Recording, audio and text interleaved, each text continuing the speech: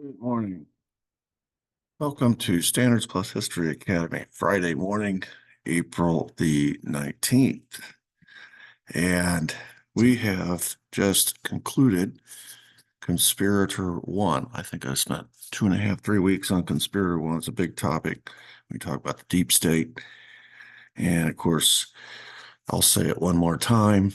We've defined the deep state as the uh, national security apparatus and the corporations that feed it. And we looked specifically at uh, obviously the corporations in the military industrial congressional complex that depends on that national security apparatus for their very livelihood. So they have a very vested interest in national security policy.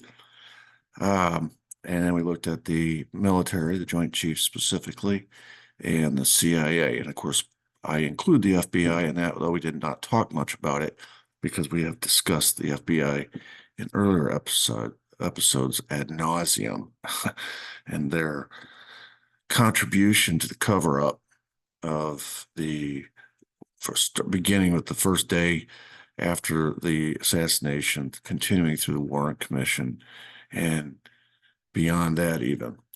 So that's our deep state series.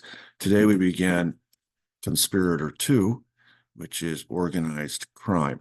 Now, one of the things that we're going to see is that there's very little distinction or wall of separation between three of my conspirators. I mean, when you're talking about organized crime figures and the anti-Castro Cubans and the CIA, oftentimes they all have similar interests with respect to JFK.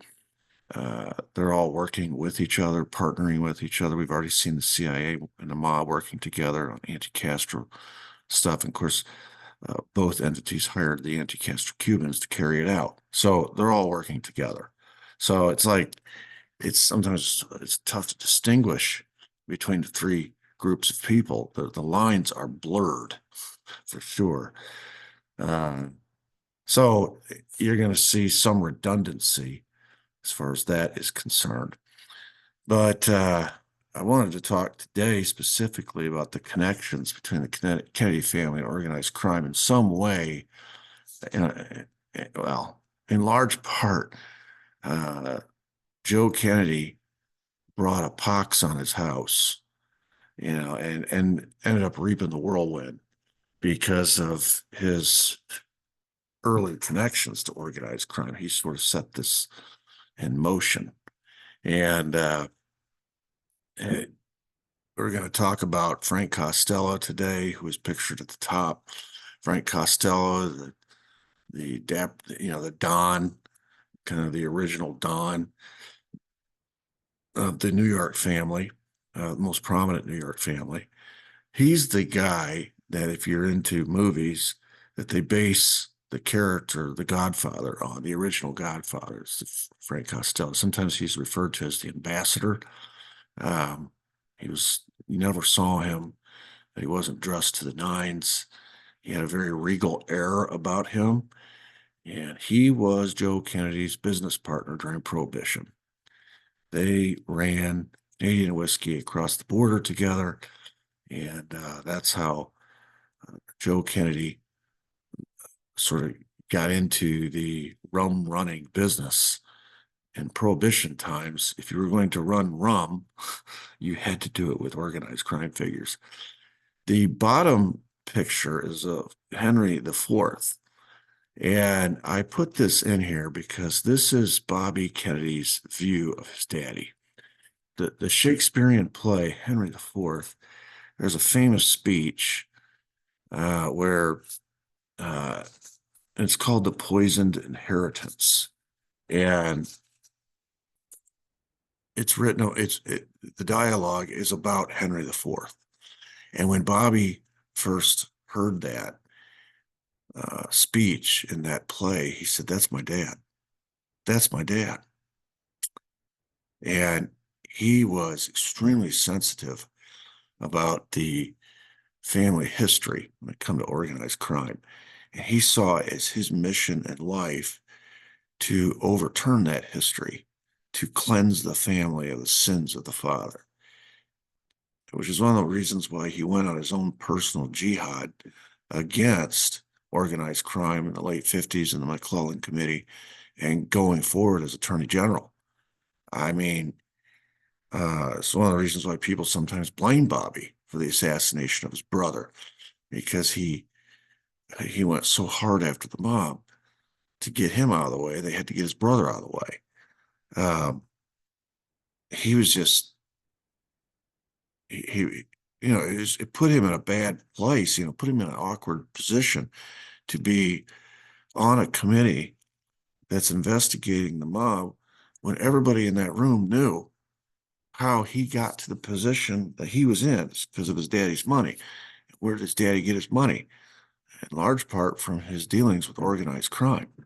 And so the hypocrisy was just stunning, and it just bothered Bobby to no end. Didn't seem to bother Jack much at all.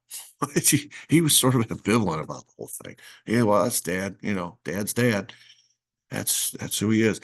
But Bobby, it bothered him. It really bothered him. In that speech about Henry IV, the part that Bobby recognized as his father, it says, quote, "Foolish, over-careful fathers who have broke their sleeps with thoughts, their brains with care, their bones with industry, and for what?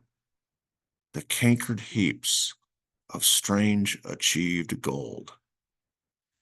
And that's how Bobby viewed his dad. Yes, he made a fortune. And now our family is established. But we have this history that we drag around like a ball and chain. And there are expectations. There are people in this world you can double cross. Typically, organized crime figures are not those that you can double cross. And I find it ironic that Joe Kennedy's business partner during Prohibition, Frank Costello, nicknamed the Ambassador, is exactly what Joe Kennedy began his political career as an ambassador for FDR's administration over in London. And it's almost like he was mimicking his, I wouldn't know, I don't know if it was his mentor, but they were business partners and there was a relationship there. And he liked being called the ambassador.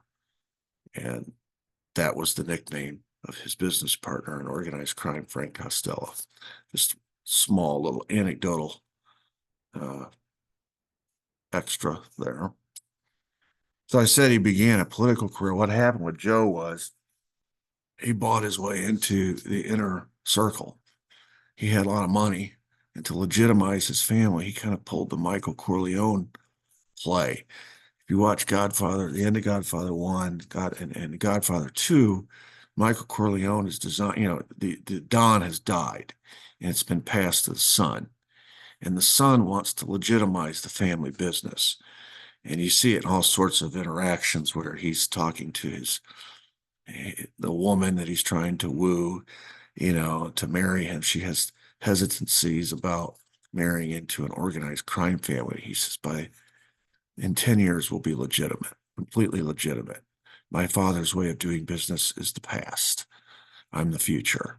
And his way of legitimizing himself was to bribe politicians, high-ranking politicians, who could then help him transition from illegal industries into legal. But he needed their help and their cover along the way. Well, Joe Kennedy found his way into the inner circle and into legitimacy by donating to the Democrat Party. And there's always been, I know some people will dispute this, but there's always been a symbiotic relationship between organized crime, organized labor, and the Democrat Party. And so they don't ask questions about where the money's coming from. And I'm sure that's true of the Republican Party as well.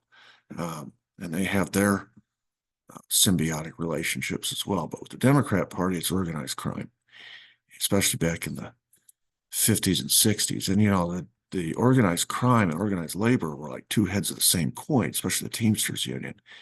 So stands to reason they would be whoever one of them supports politically, the other one is going to as well. So anyway, Daddy Joe found his way into FDR's inner circle by donating. He became uh, like a key figure, campaign finance for the Democrat Party. And of course, those people get rewarded after their recipients of all that cash get elected to office. And in Joe's case, he became ambassador to England. That was his reward. So here you see him being sworn in by FDR. And then, of course, being a good Irish Catholic family, uh, kids are a big part of the equation. He had a big family, and he had sons whom he had a lot of high hopes for. Now, the one he preferred was Joe Jr. Joe Jr. was, by most accounts, the most like his father. Joe Sr. was an interesting character. You're talking about, and some of his peccadillos came out in the behaviors of his sons. For example, he was a notorious womanizer. Well, Jack sort of had that reputation as well, and Teddy. Um, he was a cutthroat businessman. He's just almost heartless. Um, Jack did not inherit that tendency, but Bobby did. Believe it or not, Bobby, he kind of dismissed Bobby. He thought Bobby was a mama's boy, the younger, he was younger than Jack. And but Bobby was cutthroat in a way. Um, he was, uh, there's the story of how he, with the relationships that he had with his wife, he did not hide his mistresses from his wife. He, and she stayed with him as a good, it's a Catholic family. They didn't believe in divorce. And he, I guess, exploited that situation. It was sort of heartless the way he treated his wife. She learned to be a very strong, independent woman because of the way she was treated by Joe. Also, he had a daughter who misbehaved in school and had some behavioral issues. Today, we would say she probably has ADHD or some sort of, she's hyper, and so there are different ways to treat that. Back then, the treatment was a lobotomy, shock treatments. And he literally turned his daughter into a vegetable because he was embarrassed by her behavior in public. She was kind of a wild child. And, so that's Joe. He's just, he's sort of heartless. He's a skirt chaser. He doesn't mind breaking the law, buying influence through bribes, uh, kind of cold-hearted, cunning, strategic, and very driven, very ambitious. Now, originally, those ambitions were wrapped up in himself. He had plans for himself politically. But that's going to fall apart. We'll talk about that. So then he plows all his energies into his sons, especially his oldest son, Joe Jr., pictured on our left as we look at that picture. You can see he's a handsome guy, Joe Jr. And Jack, the middle son, is on the right. And they are his pride and joy, especially the oldest one. Especially the oldest one. All right. Well, the times are it's an era in American history where it's kind of interesting. I hope I don't offend anybody when I say this, but it always comes up in class. So I'm going to go ahead and broach the subject. Uh, it was the era of women. And by that, I mean, uh, it was around the World War I era, and women are advocating for a right to vote. They are at the same time advocating for a new amendment to the Constitution to go dry, to ban the manufacture, sale, distribution of alcohol. They call it demon rum. They had a lot of reasons. They said, mostly men participate in this vice, and then they bring it home and destroy our families. You know, uh, they spend all their paycheck at the bar, so we're left with nothing to buy groceries. They come home drunk, and it contributes to all kinds of dysfunction at home, abuse. Um, that's not uh, that's not even counting the disease issue factor. Um, there's a lot of reasons, and then World War I comes along. And of course, but the interesting thing is, women don't have the right to vote. It's always amazing to me that they somehow convinced men who held all the power to vote alcohol out of existence or make it an illegal substance, because it was mostly men who were doing the drinking. So somehow they had to convince men who liked to drink socially and otherwise to vote an amendment into existence that made it illegal. And they did that without the right to vote. So it's not like they could use their votes as leverage. They basically, there's that old poster, I have it hanging in my room, has the Temperance Society, a group of women holding up a banner. Our lips will not touch any lips that touch alcohol. In other words, they were able to use the only leverage that they had, which was their, their bodies, I guess, or sex, and I guess that's a pretty strong motivator because men voted in the 18th Amendment. It was interesting too, because in that same era, as men went off to fight World War I, of course, the big argument was, I think what pushed it across the finish line was it's World War I, and you're asking us to tighten our belts, and we're rationing wheat, and we're rationing barley, and we're rationing all these other things for the purposes of the war. How can you justify using those same ingredients to make alcohol? The men were like, well, I guess you're right. So for the purposes of World War I, women got what they wanted, which was the 18th Amendment. And right on the heels of that, the success that they had getting that amendment, they learned about leverage and power, and they got the 19th Amendment, which was the right to vote. And then when men went off to fight in World War I, a lot of women stepped into the workplace and took those jobs that those men had. Well, when the war was over, now put yourself in the shoes of these men that are returning from the war. When they left, or in that general time frame, they could drink, they were the only voters, and they had good jobs. When they return, their jobs have been taken by women. Women now make up 50% of the electorate because they can vote, and these men who are coming home wanting to celebrate can't drink. Well, they're like, what happened to our country while we were gone? Uh, and that caused a little upheaval. And a lot of the employers didn't want to rehire the men because the women were cheaper. And so you have that transition you've got to negotiate, right?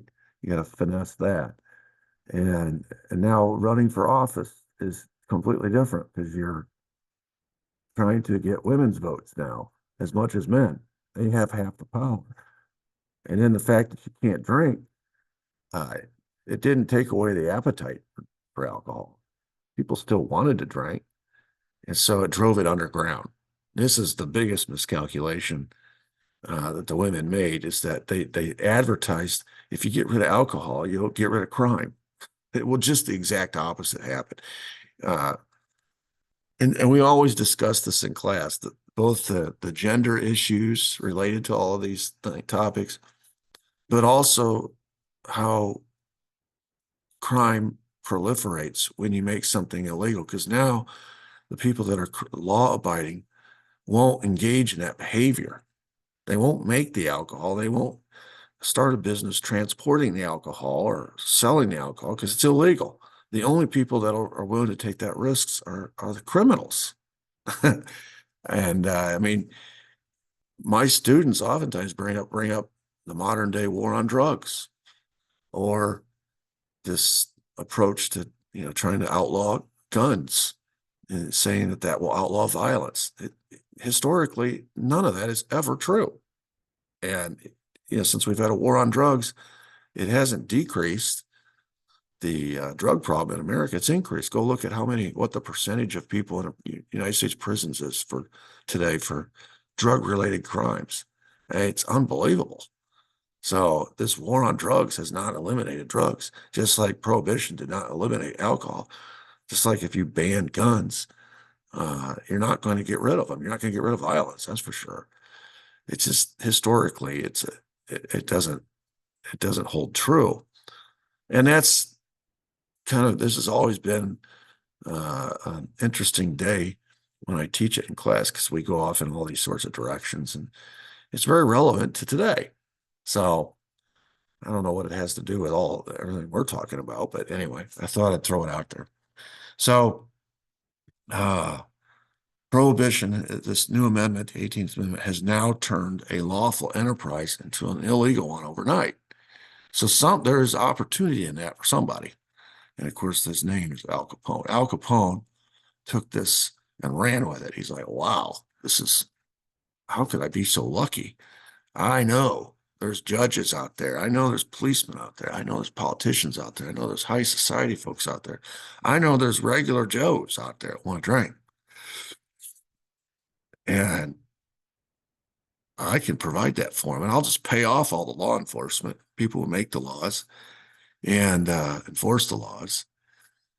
And we'll all wink and nod and pretend like we have a dry country, but underneath the surface, in the speakeasies, in the hidden bars, and the hidden places of our society, we've never been more wet. The Chicago outfit, this is all based out of Chicago, Al Capone's headquarters. The yearly profits of his organized crime outfit exceeded that of the annual federal budget. I mean, it'd be like the modern day cartels, drug cartels, down on the border, and the money that they bring in. And it's all untaxed, you know? So the government, instead of making money off the taxing of these products, now is spending money to fight these illicit products. And they're losing because the demand, you can't fight. Yeah, there's that old saying, you can't legislate morality. And to an extent, that's true. Uh, you can legislate certain things that are immoral. Like, we do have laws against murder. We do have laws against rape. We do have laws against burglary. Those are all immoral activities. But when it comes to like personal choice and vice and things of that nature, that's tough to enforce. It's really tough to enforce. And here the Chicago outfit's yearly profits exceeded that of the annual federal budget. My goodness. My goodness. Al Capone himself and his outfit had more government employees. That would be like judges and policemen and senators and congressmen and governors. I mean, all the way up. He had more government employees on his payroll than some of America's largest corporations had employees. So like U.S. Steel. As big as U.S. Steel was, it wasn't as big as Al Capone's outfit. He's not paying any taxes. He's like a president of a country. His budget is bigger than our country's. So, and this guy, the money to be made is just too enticing for people. So this is when Joe Kennedy partners with Frank Costello. I misspoke at the beginning today. I told you his nickname was the ambassador. That was Joe Kennedy's name. His nickname was the prime minister. I'm sorry. That was a Freudian slip there. I knew it was a political position. For some reason, I thought it was the ambassador. I was conflating the two, I think. His nickname was the prime minister, but all the other things about him were true. The prime minister, because he was seen as the leader of organized crime in America. He was sort of the political leader. he had that air about him. He could negotiate. He was a good negotiator. And whatever, he was the boss. Basically, he was the boss. And eventually he rises to the top of the Luciano family in New York, which is number one of the five families. If you know anything about organized crime, you know that at some point the five families who competed against each other, there were always these wars uh, between the five families, decided, well, there's a lot of money to be made if we can stop all this violence. And they'll come into an arrangement where they form what's called a commission of the five families. And each one of the families has a head. And the Luciano family in New York was led by Frank Costello.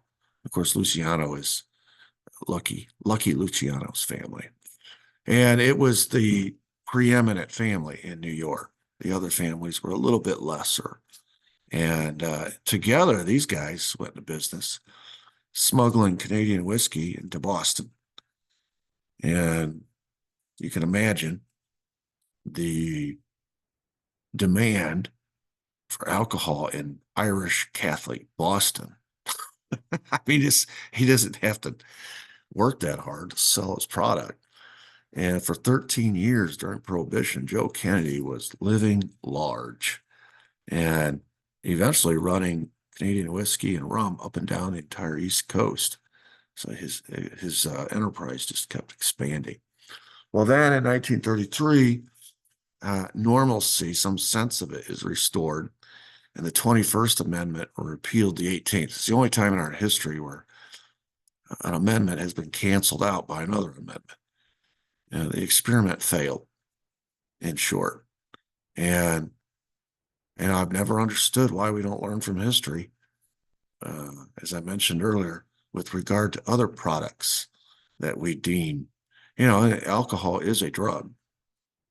So why is it given preferential treatment in the hierarchy of drug? We even have prescription drugs that are legal, or over-the-counter drugs that are illegal.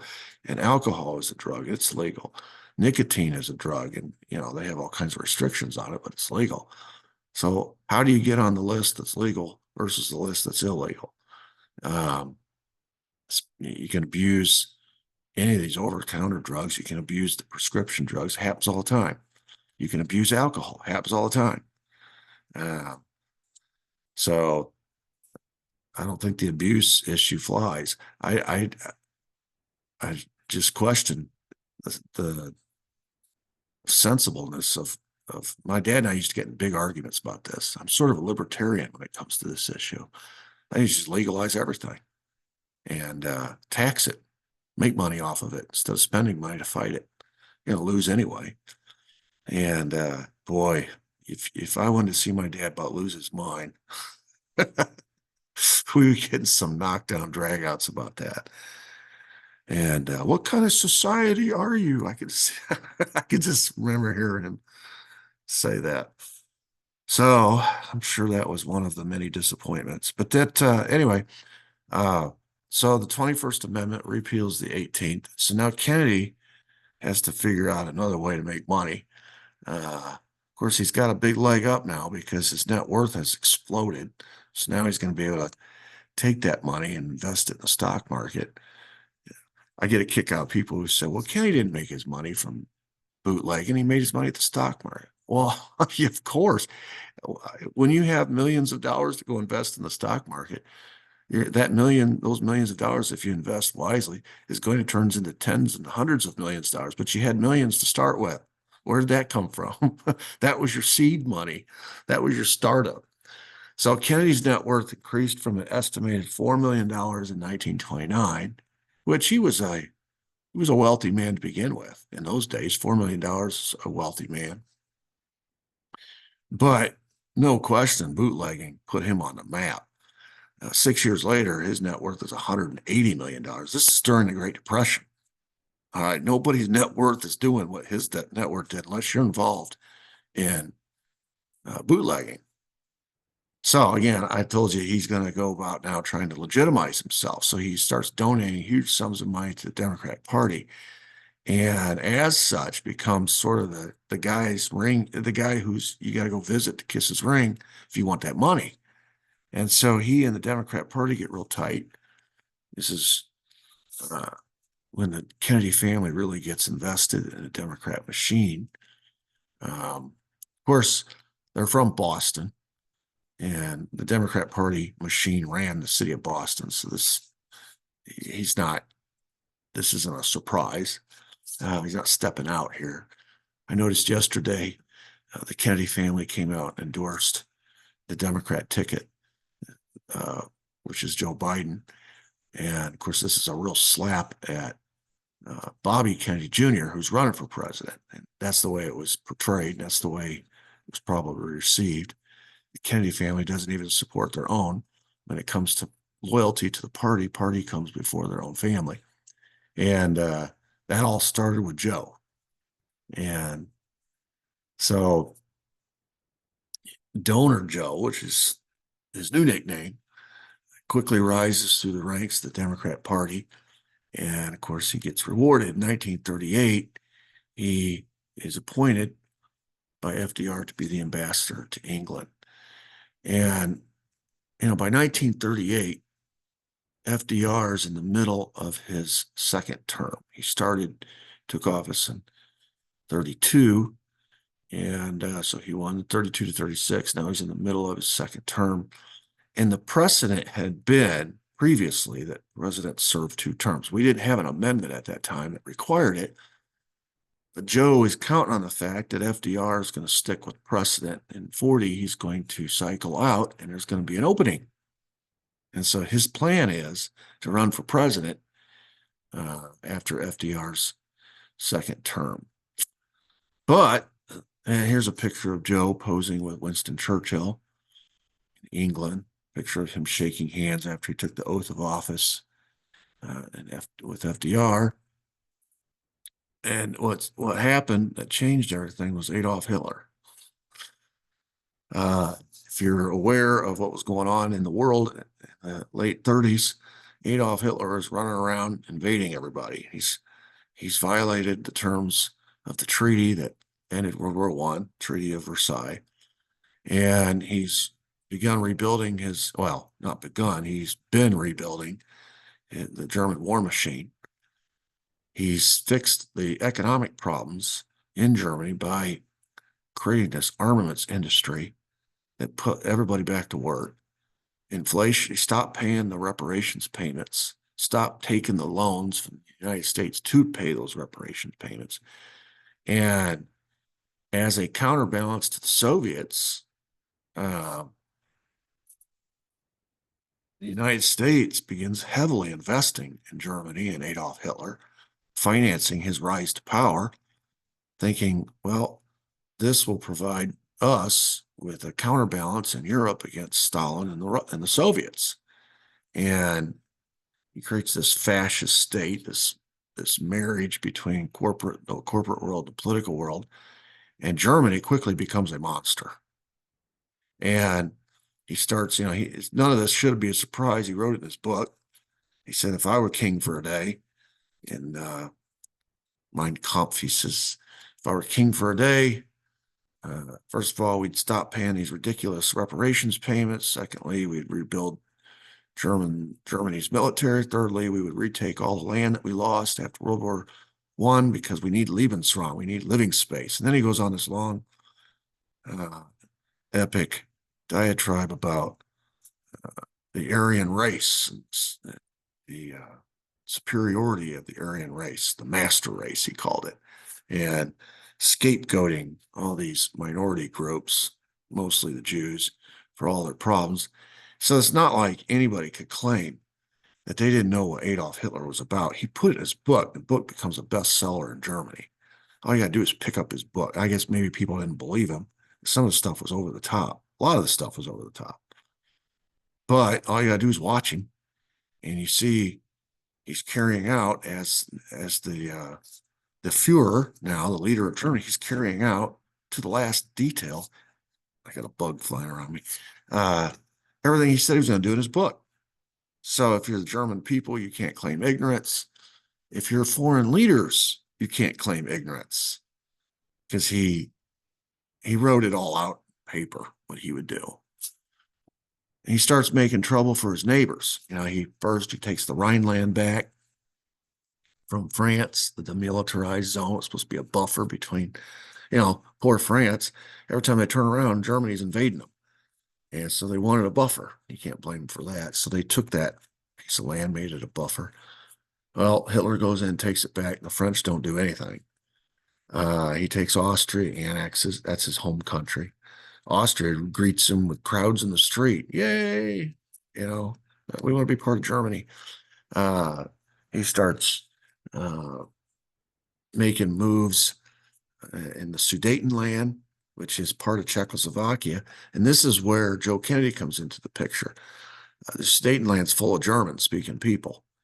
And of course, Czechoslovakia wanted that became part of Czechoslovakia, and they had an alliance with England and France that said that if Germany or anybody else ever invades us, you'll come to our defense. Well, it's pretty clear what Hitler was fixing to do. He's going to go ahead and take the Sudetenland back, part of Czechoslovakia. He's got his troops massed on the border, and so they go to England and France, say, you're going to have to help us. We've got a deal. And so Neville Chamberlain, the prime minister, Charles Daladier, the premier of France, I think that they call him a premier. I'm not sure. Maybe it's a prime minister. I think it was a premier. So they go rush over to Munich to meet with Hitler, try to negotiate a settlement. Nobody wants another war. We just got finished with World War I. And so they're trying to mediate, come to some sort of an agreement. And the mistake that they all made was negotiating with a madman. Hitler proved time and again his word meant nothing. I mean, even with Joseph Stalin, he had negotiated a treaty. He would negotiate a treaty later with Stalin, a non-aggression pact to agree to split up Poland, but never fight each other, and or at least not for a prescribed period of time. And he double-crossed Stalin later, which ended up being his demise, but he didn't care about it. His word meant nothing. And he makes all these promises to Neville Chamberlain and Daladier about, no, all I want is this state land. And historically, it belongs to Germany. Everybody who lives there is German speaking. It belongs to Germany. We're going to just take it back. But we don't want Czechoslovakia. Let us take Sudetenland, and that'll be it. And they all signed on the dotted line. And there's that famous picture of Neville Chamberlain returning home to England. Everybody's waiting with bated breath. Oh, are we going to be in another world war?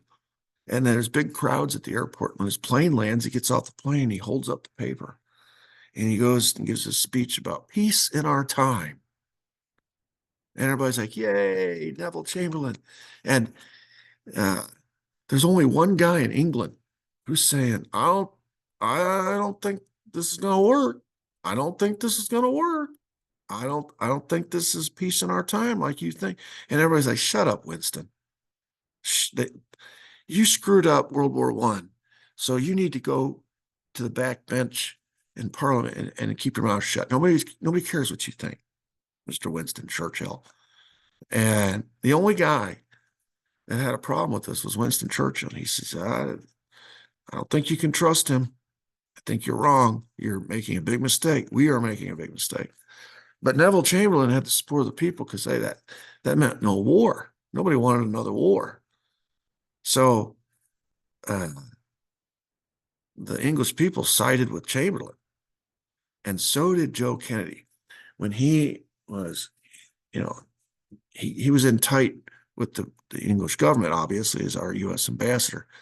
And he started making statements in the press about Hitler. In America, people were starting to get a little bit alarmed, some people. And Kennedy was on the record supporting Hitler and some of the things that he wanted to do. And saying, well, he's done it. Look what he's done is with the German economy. And he's right. The Sudetenland is a bunch of German-speaking people. And it appeared that Joe Kennedy was taking the side of Adolf Hitler and actually giving advice to Neville Chamberlain saying, hey, we don't need another war. And so there's an argument, there's a school of thought that says that Neville Chamberlain, or Joe Kennedy had the ear of Neville Chamberlain, and that Neville Chamberlain was such a willing appeaser because of the advice he was getting from Joe Kennedy. And some of that advice is reflected in the public comments that Kennedy was making, which was highly embarrassing to the FDR government. Our ambassador saying some things that we really wish he wouldn't be saying. And then when Hitler promptly, and I mean, it's like within months, invaded the rest of Czechoslovakia, now Neville Chamberlain looks like a dunce. He looks like a sucker. Yeah, look what all that negotiation, that piece of paper you're waving around, it's not, the agreement's not worth the paper it's written on. You just got taken for a fool by Adolf Hitler. And so now that this is when the English people start reconsidering who their leader is. They're like, I don't know if we should trust this guy. He just got suckered by Hitler. And so now all of a sudden, the guy they didn't want to listen to, Churchill, starts rising, elevating in the minds of the English people. Maybe he's right. Maybe he was right about this. Maybe he's the guy that should lead us. We might end up in a war. I'd rather have him than this guy. This guy, he didn't seem to be a good judge of character. So, and meanwhile, across the pond in the United States, FDR is looking at Joe Kennedy. He's like, oh my goodness. As it becomes pretty apparent as Hitler rolls through Czechoslovakia, and he goes into Poland next. He makes this deal with the Soviets. He invades Poland. Now England and France are going to war to support Poland. And quickly we have a European war erupting. And of course, the last European war dragged the United States into it. And of course, the instigator in all this is Hitler. And so it doesn't go over well to have an ambassador in Europe that is viewed as an appeaser of Hitler. We need a war consigliere, a wartime, like I keep going back to The Godfather. When Michael Corleone changes out his consigliere, he says, we're fixing to go to war. I need a wartime consigliere. You're a peacetime consigliere. That's kind of what Joe Kennedy was. He was a peacetime consigliere. And FDR needed a wartime consigliere. So he ends up firing Joe Kennedy, recalling him is the official word, but he got fired. So that ends the political career of Daddy Joe. He's radioactive. In that era, he can't run for dog catcher. And, then we find out, that FDR is going to end up running 2 more times anyway. So he would have had a long wait anyway. So he turns to Plan B. Plan B is his oldest son. Now, one of the reasons people speculate, and of course, Joe Kennedy said so. He said as much. I don't want another world war. If we have another world war, I've got 3 draft eligible sons. And that was Joe Jr., that was Jack, and that was Bobby. So he knew what could happen. And sure enough, 2 of them end up serving in World War II. Bobby ends up in stateside, National Guard, but these 2 end up going and serving. And here's Joe Jr., he's a pilot. And he ends up in the skies over England. His plane malfunctions, explodes in midair, and he dies. And this is Daddy Joe's pride and joy. And so the worst has happened. This is the chosen one. This is the guy he's been. If it doesn't work out for me, Joe Jr. is the most like me. He's the oldest son. He's the one that's going to take the mantle and run with it. He's going to take the Kennedy family into the next century, to the next level. Anyway, Joe Kennedy flew this plane here. It's a PB-4Y-1 Liberator. And it was flying out of England from 43 to mid-44. And literally, in the middle of a flight, his plane exploded. It was a secret mission, Operation Aphrodite, it's called. A lot of, this would be an interesting study about this mission and what caused the explosion, et cetera, et cetera. There's whispers of some hanky-panky there. Regardless, that's not the topic for today. So suffice it to say, he's dead. And August 12th, 1944, so about a year before the war ends. And it was devastating news for Joe Sr., just devastating. Meanwhile, his other son, as I said, sons, Jack and Bobby, are also serving. This is a picture of Jack up left. This is Plan A didn't work out for Joe because of his own missteps. Plan B hasn't worked out because Joe Jr. is now dead. So he's stuck with Plan C, which is Jack and Bobby. And Jack here pictured upper left, Bobby pictured upper right. And both are serving in their own capacity. And it turns out that Jack is going to end up being a war hero.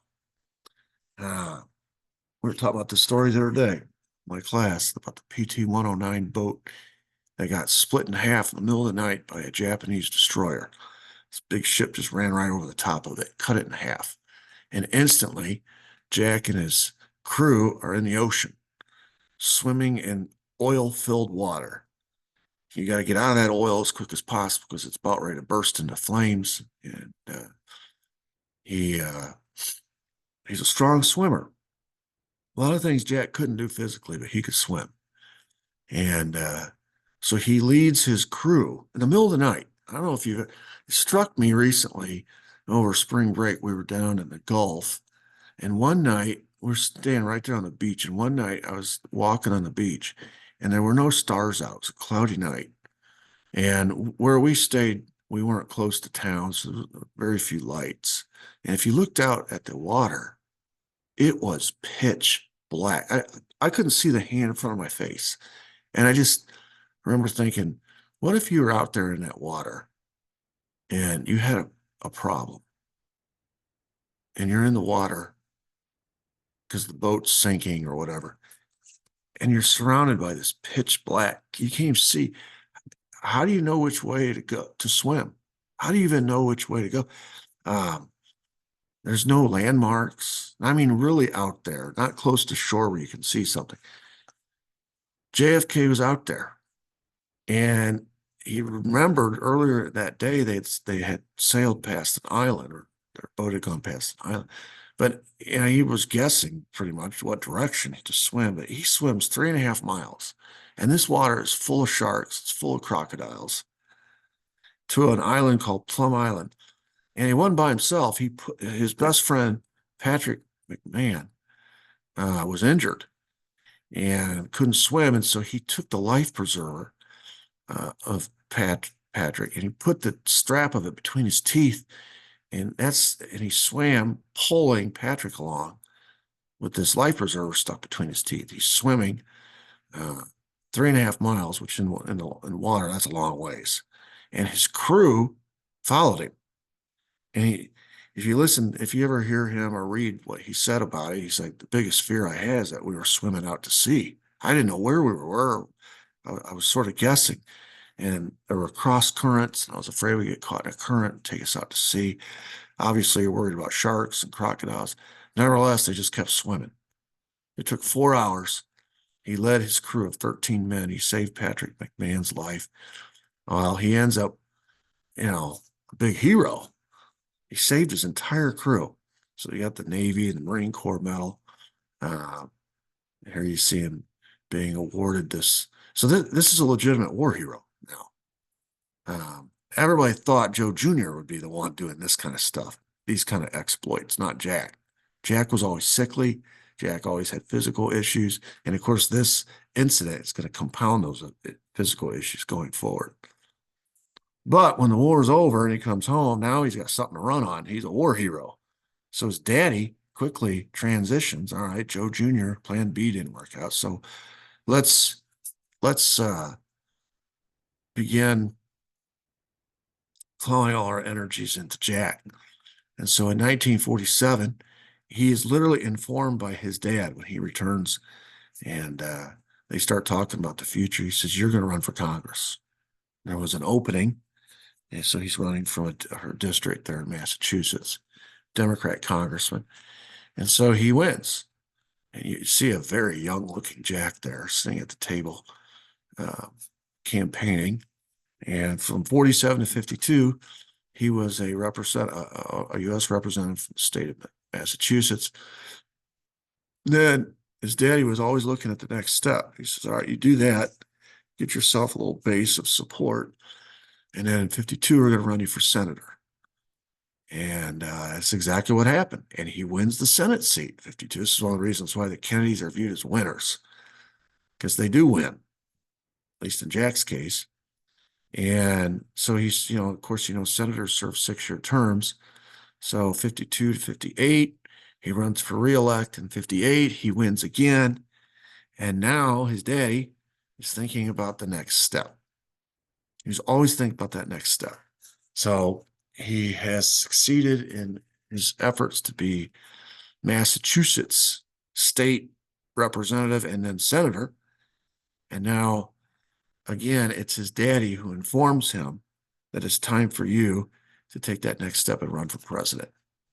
And so that is what we're going to pick up with next, is the next part of this, the next leg of this journey, where Jack Kennedy begins campaigning or declaring that he's going to run for president in 60 and campaigning as such. And of course, Joe is going to be intimately involved in this. And of course, he's going to be running against an established guy, Richard Nixon, the sitting vice president. The assumption is that Nixon is the favorite. So Joe's going to have to pull out the stops and go back and count on some of his connections that he'd made through the years to help his son get over the top, first in the primaries to get the nomination, and then second in the general election. And as I said, what I'm doing is building a case and showing you how Joe, through all of his dealings and his connections and all the different business relationships he had, both illicit and both legitimate and illegitimate, are going to come into play in his son's lives. And on one hand, it's kind of like a mixed bag. On one hand, it's going to make it possible for Jack to win in 1960. I mean, it made it possible. All that family money made it possible for him to win in 50, 47, 49, all the congressional seats, and then 52 and 58. So if you're a Kennedy, you can't keep your daddy at arm's length all the time, because when you need him, he comes in real handy. And come election time is when you need him. And boy, that money comes in handy. Boy, those connections come in handy. And you're going to see that especially. It wasn't as necessary in the Massachusetts arena. But when you get into the United States and you're running a national campaign, that's when it's going to become necessary. That's when Joe is going to fall back on his connections that he's nurtured through the years. But those, anytime you make a deal going forward, you help me do this, there's going to be an expectation that you pay it back after it has succeeded. There's going to be a payback at some point, and you better pay it back. There's a price. And Joe is going to be putting his sons, plural, in hock. And in order to get the brass ring, he's going to have to put his sons in hock, and he's not going to be available long term to help negotiate their way through it. He's going to have a stroke, and he's going to sort of live out the rest of his days as kind of just a non-participant. He can't talk anymore. So when they need help, when the bill comes due, Daddy Joe's not around to help him anymore. And the sons are going to have to negotiate this on their own. So they get everything. They come to power. And I say they because it was really a package deal. Jack and Bobby, they come to power with Daddy's help, Daddy's money, Daddy's connections. And then when the bill comes due and the heavy lifting begins, Daddy's not around to help him anymore. And that's when, you think about it, this is a meteoric rise. This is like a shooting star. Kennedy runs in 60, and by 63, he's dead. It happened that quick. He only served 1,000 days. So he didn't have enough time. I mean, well, I don't want to let everything out of the bag. I'm so tempted to run ahead and get into the next part of this, but I got to discipline myself. So, all right. So that's today. That's the beginning of Conspirator number 2. And we will expand on this story tomorrow, actually Monday. So this is the weekend, so I take Saturday and Sunday off. So we will talk again on Monday. I believe this is episode 80. So Monday will be episode 81. Moving right along. And so feel free to check out my website, sphistory.com. Feel free to subscribe to the channel and hit the thumbs up, hit the notification bell, and feel free to make a comment or two. Add to the corpus of knowledge that we're all kind of working our way through, and help us all learn as we proceed through this story. Until Monday, I hope everybody has a great weekend. Thank you.